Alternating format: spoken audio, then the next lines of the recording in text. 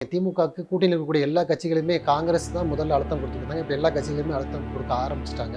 இன்றைக்கி காலையில் கூட ஒரு பேட்டி, ஐயா ஜவாஹிருல்லா வந்து நாங்கள் 5 சீட்டு தான் கேட்டு பெறுவோம் அப்படின்ற மாதிரி பேட்டி கொடுத்துருக்காங்க. ஆளாளுக்கு இந்த விஜய் அவர்கள் புதுசாக கடையை திறந்தவொன்னே என்ன பண்ணுறாங்க, எல்லாம் டபுள் ஆக்குறாங்க. 214 தொகுதி அப்படியே டபுள் ஆகியிருந்தால் நீங்கள் அப்படியே டபுளில் வாங்கிக்கலாம், தப்பு கிடையாது. நீங்களாம் கணக்குன்னு படிச்சிருப்பீங்களா, இல்லை உண்மையிலே கூட்டணியின் மீது ஒரு அக்கறை, ஒரு இது இருக்கா? ரொம்ப கெடுபிடி பண்ணுறாங்க. ஆஃபர் கொடுக்க ரெடியாக இருக்கிறாங்க. 70 சீட்டு, 5 அமைச்சர்கள், ஒரு துணை முதலமைச்சர் பதவி ரெடியாக இருக்குது. உங்களுக்கு இறுதி கெடு காங்கிரஸுக்கும் தாவேக்கா சொன்னதாக ஒரு தகவல். இது தகவல் மாதிரி தெரியலையே. இது வந்து அதாவது இந்த ஆடுகளை மாலை போடுவாங்கல்ல, முதல்ல தலைப்பு செய்தி. அதாவது ஆடுக்கு வந்து முதல்ல மாலை போடுவாங்க, ஃபோட்டோ எடுத்து வந்து இப்போ வெள்ளைக்கார யாரா வெளியூர்லேருந்து வரேன்னு வச்சுக்கோங்களேன், நான் ஊரியா, நான் மனுஷன்யா, ஒரு 4 காலுகிற ஒரு வாயில்லா ஜீவனுக்கு மாலை போடுறான், மஞ்சள் தண்ணியை எழுதுறான், கும்பிடுறான், கையெடுத்து அதை கூட்டு போய் வெட்ட போகிறான்னு தெரியாது. அது மாதிரி தான் இந்த ஆஃபர். கேட்கும்போது நல்லா இருக்குல்ல, 5 முதலமைச்சர், ஒரு துணை முதலமைச்சர். அதுதான் போய் நில்லுங்க, ஆடு தான், பக்கரா தான், ஆடு அறக்கப்பட்டது, பிரியாணி செய்யப்பட்டது, அவ்வளோதான். யார் கொடுக்குறாங்களோ அங்கே போயிட வேண்டியதானே. ஏன் போக மாட்டேன்றீங்க? ஏன்னா இவர் கொடுக்குறது வந்து வின்னிங் ப்ராபபிலிட்டி ஜாஸ்தி. இப்போ அதிகமாக வாங்கி நீங்களாம் ஜெயிக்கணும், திமுகவை தோக்கடிக்கணும். இது ஒரு திட்டம், இதுக்கு பேர் வளர்ச்சி. இதுக்கு திமுக ஒத்துக்கணும். நீங்கள் நிராகரிச்சிங்க, துணை முதல்வராக போகிறாங்க விஜய் கூட சார். நீங்கள் வந்து சீஃப் மினிஸ்டர் ஆஃப் இந்தியாவே அந்த கட்சியில் ஆகலாம். நீங்கள் எதுக்கு லோக்கலாக deputy chief minister of Tamil Nadu சொல்லுவீங்க? அவங்களுக்கு என்ன குத்திங்க? இப்போ எனக்கு அதோட சேர்த்து இவருக்கு என்ன குத்திங்க செய்ய போகிறீங்க, அதோட எனக்கு சேர்த்து, அப்படி சேர்த்து போனால் திமுக துண்டு எடுத்து தலையில் தான் போடுங்க. இதுவும் வேணும், அதுவும் வேணும். அப்புறம் இன்னொன்று, இந்த ராஜ்யசபான்னு ஒன்று இல்லாமல் இருந்தாவே பாதி பஞ்சாயத்து முடிச்சிடும். நான் என்ன கேட்குறேன்னா, ஒரு கட்சியில் இருக்கிற ஒரு விஷயத்த போய் அது வேணும்னு கேட்குறீங்களே, உங்களுக்கு அது எப்படி வந்து பிடிக்குது? தகுதியை வளர்த்துக்கிண்டு 35 சட்டமன்ற உறுப்பினர் உங்கள் கட்சிக்கு வந்தவொன்னா ஆகுங்க ராஜ்யசபா, நின்றுட்டு போங்க லோக்சபா. அது என்ன ஆனாவுன்னா பொதுமக்களை சந்திக்காமல் குறுக்கு வழியில் போகிறது, அதுவும் வேற ஒரு கட்சி சீட்டில் போகிறது, அவ்வளோமா இல்லாது. லிபர்ட்டி தமிழ் நேயர்களுக்கு வணக்கம். இன்றைய நேர்காணலில் நாம் சந்திக்க இருப்பவர் பத்திரிகையாளர் கோட்டீஸ்வரன் அவர்கள். வணக்கம் சார். வணக்கம். நேயர்களுக்கு அன்பு வணக்கம். திமுகவுடைய இளைஞரணி மாநாடு தொடர்ச்சியாக ஒவ்வொரு வாரமும் ஒரு மாநாடை போட்டுக்கிட்டு இருக்கிறாங்க. தேர்தலுக்கு ரொம்ப வேகமாக செயல்பட்டு இருக்கிறாங்க திமுக. இன்னொரு பக்கம் வந்து திமுகவுடைய கூட்டணி கட்சிகள் எல்லோருமே சொல்லக்கூடியது என்னென்னா, நாங்கள் இரட்டை இலக்கத்தில் தொகுதிகளை இந்த தடவை திமுகவுக்கு கேட்டு பெறுவோம்னு சொல்லி ஒரு அழுத்தத்தை கொடுக்குறாங்க. இதை எப்படி பார்க்குறீங்க? திமுகவுக்கு கூட்டணியில் இருக்கக்கூடிய எல்லா கட்சிகளுமே காங்கிரஸ் தான் முதல்ல அழுத்தம் கொடுத்துட்டு இருந்தாங்க. இப்போ எல்லா கட்சிகளுமே அழுத்தம் கொடுக்க ஆரம்பிச்சிட்டாங்க. இது எப்படி போகும்னு பார்க்குறீங்க? திமுக இதை எப்படி சமாளிக்கும்னு பார்க்குறீங்க? இன்றைக்கி காலையில் கூட ஒரு பேட்டி, ஐயா ஜவாஹிருல்லா வந்து நாங்கள் 5 சீட்டு தான் கேட்டு பெறுவோம் அப்படின்ற மாதிரி பேட்டி கொடுத்துருக்காரு. ஆளாளுக்கு இந்த விஜய் அவர்கள் புதுசாக கடையை திறந்தவொன்னே என்ன பண்ணுறாங்க, எல்லாம் டபுள் ஆக்குறாங்க. 214 தொகுதி அப்படியே டபுள் ஆகியிருந்தால் நீங்கள் அப்படியே டபுளில் வாங்கிக்கலாம், தப்பு கிடையாது. நீங்களாம் கணக்குன்னு படிச்சிருப்பீங்களா, இல்லை உண்மையிலே கூட்டணியின் மீது ஒரு அக்கறை, ஒரு இது இருக்கா? இவர்களுக்கெல்லாம் வந்து ஒரு விஷயம் என்னென்னா, டிடிவி தினகரன் சமீபத்தில் ஒன்று சொல்லியிருப்பார், ஒரு கருத்து. எங்கள் கட்சிக்கு என்ன பலமோ நாங்கள் அவ்வளோதான் கேட்போம், நாங்கள் நிறைய கேட்க மாட்டோம், அதை அவங்க கொடுப்பாங்க, நாங்கள் நம்புகிறோம், வேஸ்ட் பண்ணக்கூடாது அப்படின்ற மாதிரி கட்சிக்காரங்கிட்டே பேசுகிறார். பத்திரிகையாளர்கள்கிட்ட இதே கருத்தை சொல்கிறார். அப்போ அவங்க வந்து இது பிரச்சனை வேணாம், பெருசு பண்ண வேணாம் அப்படின்றாங்க. இன்னொன்று, அதிமுகவில் இன்னமும் சீட்டு கூட்டணிக்கு கொடுக்கலாம். ஆனால் டிஎம்டிகேவை வந்து அவங்க வந்து இது காட்டலை, கண்டிப்பாக நீங்கள் வந்துடுங்க, இவ்வளோ தாங்க, இஷ்டம்னா வாங்க, இல்லைனா போங்க அப்படின்ற முடிவில் தான் அதிமுக இருக்குது. எனக்கு வந்து இன்னும் 2 கட்சி வரணும், அதனால் நான் கூட சீட்டு கொடுக்குறேன், உங்கள் கெப்பாசிட்டி என்ன, எவ்வளோ வாக்கு சதவீதமோ அதுக்கு தான் அப்படின்ற மாதிரி தான் இருக்குது அந்த கட்சியில். உங்களுக்கு பின்னாடி கூட்டணி அமைச்ச கட்சி அதிமுக தலைமையோ இல்லை அது பாஜக தலைமையோ, அங்கே இந்த மாதிரி பிரச்சனைலாம் இல்லை, ஒத்துமையாக போகிறாங்க. உங்களுதில் நல்லா போயிட்டு இருந்தது. இந்த காங்கிரஸ் கட்சி என்றைக்கு ஆரம்பிச்சதோ ஆளாளுக்கு அப்படியே டபுள் தான் நம்பர், டபுள் தான். இதனா வருமானமாக வியாபாரமாக அப்படியே டபுள் பண்ணுறதுக்கு? இது வருமானமும் இல்லை, வியாபாரமும் இல்லை, அப்படியே 2 ஆக்குறதுக்கு.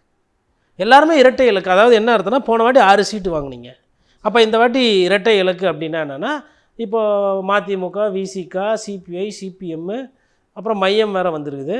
எல்லாரும் ரெட்டை இலக்குனா மினிமம் 10 சீட்டுனா கூட 6 கட்சி இருக்குது, பெரிய கட்சி, அதுலேயே 60 சீட்டு போயிடுச்சு. அப்புறம் காங்கிரஸ் ஒரு 30 சீட்டு.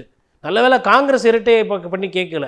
கேட்டால் ஸ்டாலின் அவர்கள் நான் எலெக்ஷன்லேயே வேணாம், அதிமுகவே ஜெயிச்சுன்னு போயிட்டோம், உங்கள் கூடலாம் இருக்கிறதுக்கு நான் தனியாகவே நின்றுக்கிறேன், பரவாயில்ல அடுத்த வாட்டி நான் பார்த்துக்கிறேன், உதயாக்கும் வந்து எக்ஸ்பீரியன்ஸ் ஆச்சு, எதிர்கட்சியிலேருந்து செயல்பட்டோம் அப்படின்னு கூட முடிவெடுக்க வைப்பாங்க பொழுது. என்னங்க ஒரு எல்லாரும் ரெட்டைலுக்குன்னா அவர் எங்கே போவார்? கேரளாலேருந்து கொஞ்சம் சீட் எடுத்து கொடுக்க முடியுமா? இல்லை கர்நாடகா 234 தான் இருக்குது, அதில் ஜெயிக்கணும்னா அவங்க அதிக இடத்துல நிற்கணும். அதுதான் யதார்த்தம். திமுகவும் அதிமுகவும் இந்த தேர்தலில் ஜெயிக்கணும்னா அவங்க 150லேருந்து 170 சீட்டு நிற்கணும். அதுக்கு இடம் கொடுக்காத மாதிரி இருக்குது உங்கள் பேச்சு. அது திமுக கூட்டணியில் ரொம்ப கெடுபிடி பண்ணுறாங்க. ஆஃபர் கொடுக்க ரெடியாக இருக்கிறாங்களே இப்போ தாவேகா சார்பில் காங்கிரஸ். நான் என்ன சொல்கிறேன்னா, யாருக்கெல்லாம் 5 சீட்டு இல்லை, யாருக்கெல்லாம் 10 சீட்டு வேணும், யாருக்கெல்லாம் 15 சீட்டு வேணுமோ அங்கே ஒருத்தர் பனையூரில் வெயிட்டிங்.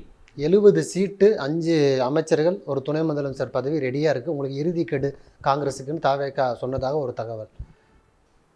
இது தகவல் மாதிரி தெரியலையே. இது ஏதோ இந்த ஆடுகளை மாலை போடுவாங்கல்ல முதல்ல, தலைப்புச் செய்தி. அதாவது ஆடுக்கு முதல்ல மாலை போடுவாங்க, ஃபோட்டோ எடுத்து இப்போ வெள்ளைக்காரன் யாரா வெளியூர்லேருந்து வரேன்னு வச்சுக்கோங்களேன், என்ன ஊரியா என்ன மனுஷங்கயா, ஒரு 4 காலுகிற ஒரு வாயில்லா ஜீவனுக்கு மாலை போடுறான், மஞ்சள் தண்ணி எழுதுறான், கும்பிடுறான் கையெடுத்து, அது கூட்டு போய் வெட்ட போகிறான்னு தெரியாது. அது மாதிரி தான் இந்த ஆஃபர். கேட்கும்போது நல்லா இருக்குல்ல, 5 அமைச்சர் ஒரு துணை முதலமைச்சர். அதுதான் போய் நில்லுங்க, ஆடுதான் பக்கராதான், ஆடு அறக்கப்பட்டது, பிரியாணி செய்யப்பட்டது, அவ்வளோதான். போய் நில்லுங்க. யார் கொடுக்குறாங்களோ அங்கே போயிட வேண்டியதானே. ஏன் போக மாட்டேன்றீங்க? அங்கே இருக்குது, ஆனால் அங்கே போக மாட்டேன், இங்கே தான் நீங்கள் தான் கொடுக்கணும். ஏன்? ஏன்னா இவர் கொடுக்குறது வின்னிங் ப்ராபபிலிட்டி ஜாஸ்தி. 6 சீட்டு கொடுக்குறாங்கன்னா அதில் 3 சீட்டு ட்ரை பண்ணலாம், 3 எம்எல்ஏ ஜெயிக்கலாம் பாதிக்கு பாதி கஷ்டப்பட்டா. அது இருக்குல்ல. இப்போ அதிகமாக வாங்கி நீங்களாம் ஜெயிக்கணும், திமுகவை தோக்கடிக்கணும். இது ஒரு திட்டம், இதுக்கு பேர் வளர்ச்சி. இதுக்கு திமுக ஒத்துக்கணும்.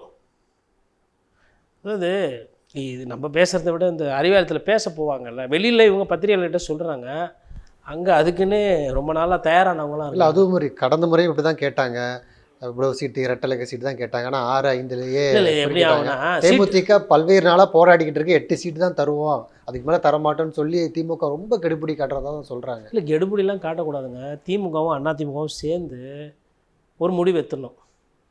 டிஎம்டிக்கே வேணாம், என்ன 1% தான் உங்களுக்கு சீட்டை குத்து, செலவுக்கு காசை குத்து, அதுக்கப்புறம் நீங்கள் வர்றது அன்றைக்கி நாங்கள் எங்கள் கட்சிக்காரங்க அழுவ வச்சு, இப்போ இலையில் நின்றுக்குப்பா, சூரியனில் நின்றுக்குப்பா, வேணாப்பா, முடிஞ்சுதா?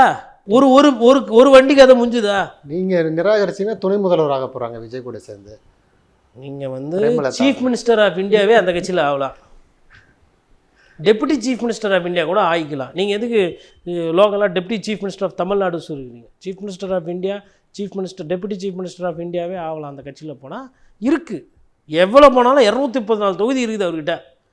இப்போ காங்கிரஸ்க்கு 80 கூட கொடுப்பாங்க, 100 கூட கொடுப்பாங்க, பவர் கொடுப்பாங்க, பூஸ்ட்டு கொடுப்பாங்க. வாங்கி குடிங்க, வளருங்க, போசாக்கா ஆகுங்க. காங்கிரஸ் கட்சி இந்த பிரவீன் சக்கரவர்த்தி போன்றவர்களும், இந்த சோடங்கர் போன்றவர்களும், ஜோதிமணி போன்றவர்களும், அதுக்கப்புறம் இவர் முக்கியமானவர் நம்ம மாணிக்கம் தாக்கூர் ஐயா, பேர் தான் மாணிக்கம், பண்ணுற வேலையெல்லாம் இடகடம். அவருங்க ஆரம்பித்த வேலை இன்றைக்கி எல்லாரும் பிடிச்சிக்கிட்டாங்க ஆளாளுக்கு.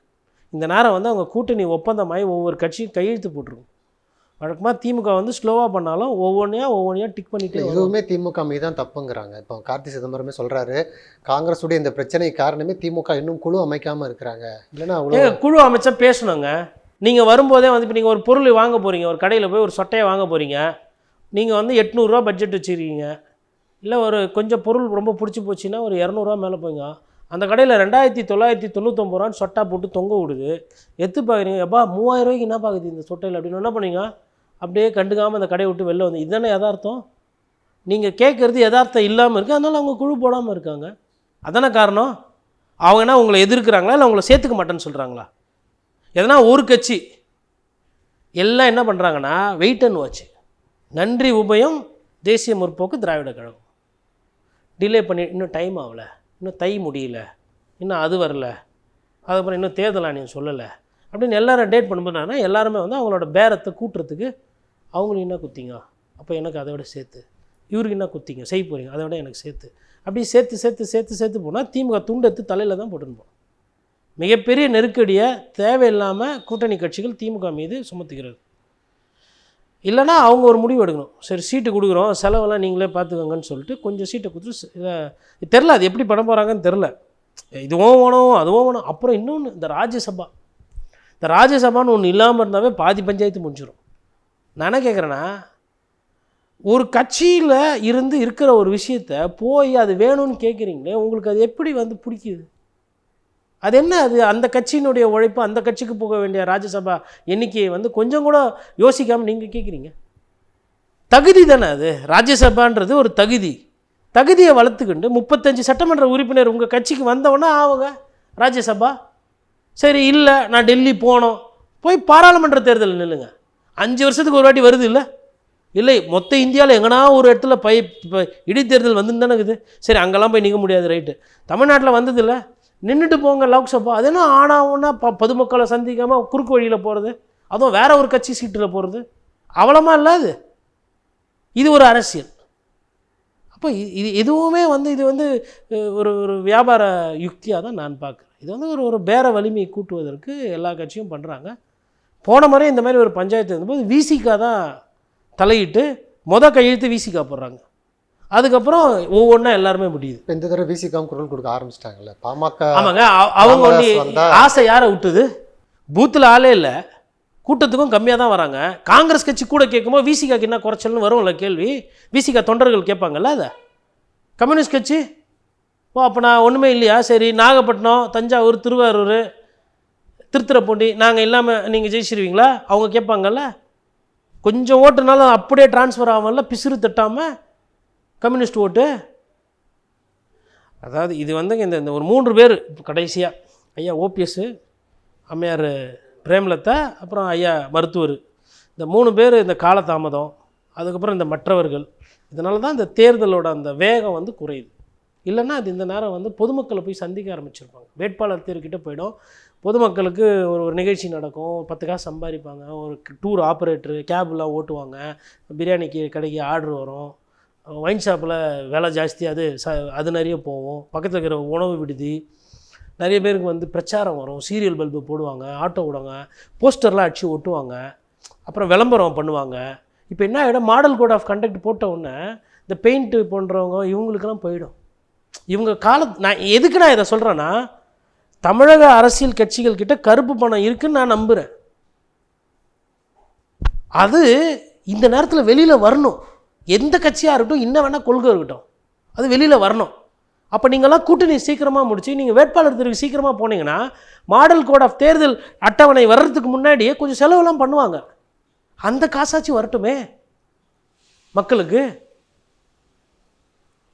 இதுக்கு தான் நம்ம இது வந்து சொல்கிறது. இவங்க என்ன பண்ணுறாங்கன்னா இதெல்லாம் லேட் பண்ணுறாங்க. அப்போ மக்கள் இப்போ நம்ம சொல்கிற செய்தி மக்களுக்கு போகும். ஓகேவோ நம்ம ஊரில் வந்துட்டு எங்கள் தேர்தல்னா திருவிழா, இப்போ ஊரில் ஒரு மாரியம்மன் கோயில் திருவிழான்னா என்ன ஆகும், ஊரில் இருக்கிறவங்களாம் காசு போட்டு செலவு பண்ணி சாப்பிடுவாங்க, செலவு பண்ணுவாங்க, வெள்ளை அடிப்பாங்க, சுண்ணாம்பு அடிப்பாங்க, 4 பேருக்கு வேலை கிடைக்கும், காப்பு கட்டுவாங்க, ஆடு வாங்கி வெட்டுவாங்க, அதெல்லாம் நடக்கும் தானே. ஒரு பொருளாதாரம் தானே அது பொருளாதாரம். இப்போ கருப்பு பணம் திருப்பி வெள்ளையாக மாறதுக்கு நேரம். கருப்பு பணம் மக்கள்கிட்ட வந்தால் அது வெள்ளையாக மாறும். ஏன்னா மக்கள் யாரும் பதுக்க போகிறதில்ல, செலவு பண்ணுறாங்க. அதை வந்து இந்த கட்சிகள் எல்லாம் லேட்டு பண்ணுது. இப்போ காங்கிரஸ்லேருந்து பிரவீன் சக்கரவர்த்தி திமுகக்கு எதிராக பல்வேறு விஷயங்களை பேசினார். இப்போ சொல்லியிருக்கிறாரு 3வது பெரிய சக்தியே தாவேக்கா தான், அதாவது தனித்து நின்றாலே அவங்க 18% வாக்கு வங்கி வச்சுருக்கிறாங்கன்னு ஒன்று சொல்லியிருக்கிறாரு. 3வதாக காங்கிரஸ் கூட அவர் சேர்க்கலை, தாவேக்கானே அவர் சொல்லிட்டார். அவருடைய கருத்தை எப்படி பார்க்குறீங்க? அவருக்கு தாவேக்கா மீது ஒரு ஈர்ப்பு அதிகம். தன்னோட சொந்த கட்சியை விட தாவேக்காவை அதிகமாக அவர் வேல்யூ பண்ணுறாரு. ஒன்று. இன்னொன்று, அதற்கு எந்த தரவுகளோ எதுவும் முகாந்திரமாக ஒரு பொதுவெளியில் சொல்கிறதில்ல. அவரை பொறுத்தவரைலாம் சர்ச்சை பேசி அவர் சொன்னால் அந்த 18% கிடையாது, நாங்கள் 30, 40 இருக்கிறோம், நீங்கள் என்ன 18 அப்படின்னு அவருக்கு ஆதரவாக செயல்படுறவங்ககிட்டே கருத்து வேறுபாடு. இப்போ நம்ம என்ன சொல்கிறோன்னா 18, 30, 40 தேர்தலும் நடக்கட்டும், நடந்தவொன்னே வந்ததுக்கப்புறம் தான் நான் பேசணும். ஆமாம் 3வது சக்தி, ஆமாம் 3வது சக்தி. இது எதுக்குன்னா மக்களை வந்து திசை திருப்புவதற்கும் மடைமாற்றுவதற்கும் உண்டான அந்த சிந்தனையை வந்து அவங்க வந்து மக்கள்கிட்ட போய் செலுத்துகிறாங்க. அந்த வேலையை தான் தொடர்ந்து பிரவீன் சக்கரவர்த்தி பண்ணிகிட்ருக்கிறாரு. அவருக்கு திமுக மீது காழ்ப்புணர்ச்சி இருக்குது. ஒரு சிலருக்கு அவர் நம்பிக்கை துரோகம் பண்ணியிருக்கிறாரு. அது தனியாக இன்னொரு காணொலி அதை பற்றி பேசினோன்னா, ஒரு அரசியல்வாதிகிட்ட பேசினா அதை பதிவு எடுத்து வெளில போடுறது, நம்புறவங்கக்கிட்ட நீங்கள் தான் ஜெயிப்பீங்கன்னு சொல்லிட்டு பொய்யான தகவல் சொல்கிறது, இல்லைங்க நீங்கள் தோக்குற மாதிரி இருக்கீங்க, டஃப்பாக இருக்குன்னா அது உண்மையை சொல்லணும். அதுதான் வியூக வகுப்பாளரோட வேலை. ஃபஸ்ட்டு உண்மை. உன் கிளையண்ட்டு ஜெயிக்கிட்டும் தோக்கட்டும் அது அப்புறம். நான் ஒரு பத்திரிகையாளராக இல்லை இப்போ நிறைய பேர்கிட்ட பழகியிருக்கேன், எனக்கு பழக்கம்லாம் இருக்குது. அவங்க கேட்கும்போது இல்லைங்க இதுங்க அதுங்கன்னு சொல்லும்போது இல்லைங்க இந்த இடத்துல ப்ராப்ளம் இருக்குது சொல்லிடணும். அதுதான் ஒரு பொலிட்டிக்கல் அனலிஸ்ட்டோட வேலை. இவர் வந்து நீங்கள் தான் பிரதமர், நீங்கள் தான் எல்லாமே அப்படி சொல்லி பாரத் ஜோடோ யாத்திராவை வந்து இன்னும் தீவிரமாக பண்ணாமல், நிறைய பிரச்சாரம் பண்ணாமல், காங்கிரஸ் கட்சியோட தோல்விக்கு இவர் ஒரு முக்கிய காரணம் காங்கிரஸ் கட்சியில் இருக்கிறவங்களே சொல்கிறாங்க. ஆனால் அவர் தொடர்ந்து இது போன்ற வேலைகள் பண்ணிகிட்டு இருக்காரு. அவர் சொந்த கட்சியை விட்டு அத்த கட்சியை ஊராமுட்ட கட்சியை பற்றி தான் பேசிகிட்டு இருக்காரு பொழுதுக்கும். இதுதான் கட்சியை வளர்க்குற லட்சணம். அவர் தாவேக்கா வந்து உங்கள் கூட இருக்கிற கூட்டணியில் இருக்கிற கட்சி தீய சக்தினது. உங்கள் கட்சி வந்து கேட்டால் நான் தனிமையில் சும்மா சந்தித்தேன், தமாஸ்க்கு சந்தித்தேன், அதுக்கு சந்தித்தேன், இதுக்கு சந்தித்தேன். எல்லாம் வந்து ஒரு நல்ல பிரவீன் சக்கரவர்த்தி வந்து இந்த தேர்தல் முடிஞ்ச உடனே மக்களால் அடையாளம் காட்டப்படுவார். காங்கிரஸ் கட்சிக்கு அவங்க திமுக கூட்டணியில் இருந்தாலும் சரி, இல்லை தாவேக்கா கூட்டணிக்கு போனாலும் சரி, இல்லை தனியாக நின்னாலும் சரி, வர தேர்தலில் ஒரு பெரிய சங்கடமான ரிசல்ட்டை அவங்களுக்கு வெயிட் பண்ணிகிட்ருக்கு. நிறைய தொகுதியில் அவங்க தோக்கிறதுக்கு தான் வாய்ப்புகள் அதிகமாகிட்டு இருக்கும் இந்த அரசியல் அவங்க பண்ணாங்கன்னா. இது யதார்த்தம். நன்றி. நிறைய நல்ல தகவல்களை நேயர்களுக்கு சொல்லியிருக்கீங்க. உங்களுடைய நேரத்துக்கு மிக்க நன்றி. நன்றி.